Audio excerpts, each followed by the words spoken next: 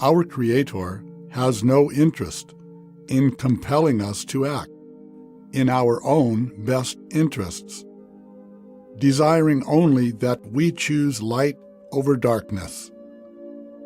Free will is a precious gift, and it lets us follow the way with our whole heart, soul, and mind because we want to. Free will is a manifestation of spiritual law because we exist in a universe of flow in which our choices determine the directions we take. Flow is the way all things come about, the good and the bad. Our individual results are determined by our choices.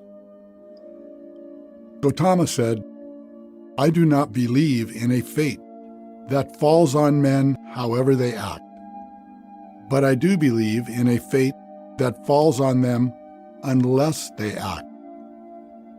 The Buddha also said that each person must work out their own salvation, meaning that no one else can do it for you, because it begins with your own choices.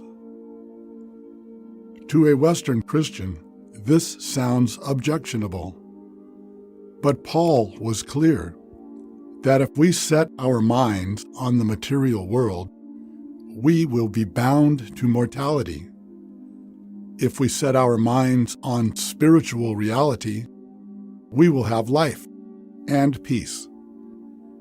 He goes on to say that humans are created to be free, and we should use our freedom to choose love over self-indulgence.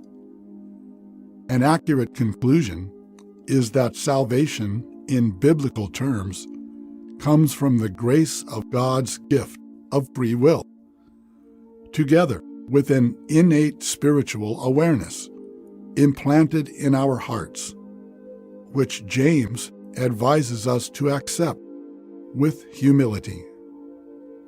Not every character in the Bible chooses wisely, and the consequences are the object lessons that make up the Hebrew Scriptures. Taken all together, the Bible's teaching is not so different from Gautama's. Our success or failure is not determined by fate, but by the consequences of our own actions or failures to act in making a proper choice. Isaiah is told that if he would only pay attention to the Lord's commandments, his peace would become like a river.